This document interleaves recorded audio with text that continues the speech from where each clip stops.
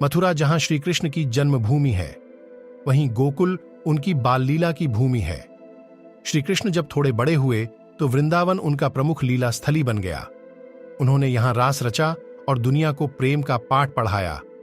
बरसाना श्री राधा की जन्मभूमि है और उनका परिवार भी वृंदावन में आकर रहने लगा था।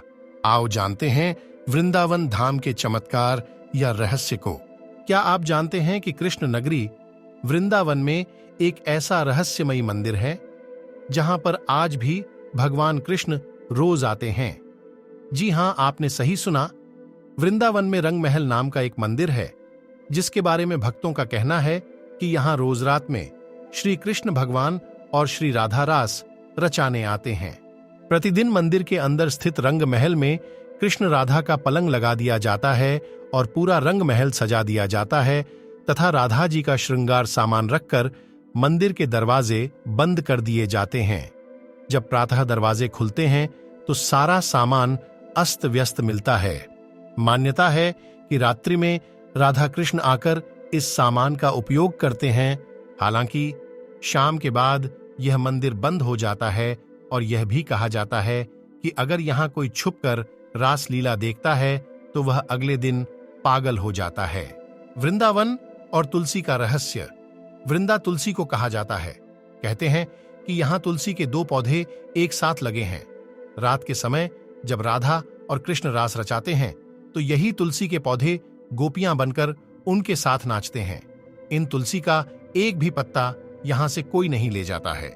जिसने भी गुपचुप यह कार्य किया वह भारी आपदा का शिकार हो जाता है। मंदिर के परिसर में उगने वाले पेड़ और निधिवन में उगने वाले पेड़ भी अजीब है। यहाँ के पेड़ की शाखाएं नीचे की ओर बढ़ती हैं। जहां आमतौर पर पेड़ ऊपर की तरफ बढ़ते हैं, वहीं निधिवन में मौजूद पेड़ों की ऊंचाई बेहद कम है और इनकी शाखाएं इसकी जड़ों की ओर बढ़ती है। यहाँ पेड़ भी आपस में गुथे हुए हैं, जो इस जगह को देखने में भी रहस्यमयी बनाती है। कहते हैं कि आज भी समय समय पर प्रभु वृंदावन के निधिवन और मथुवन में रास भी करते हैं। वहां के मंदिरों में भ्रमण भी करते हैं।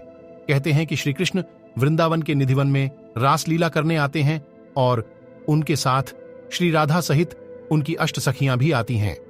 लोगों का मानना है कि यहां हर रात आरती के बाद श्री कृष्ण राधा और उनकी गोपियां रास रचाते हैं।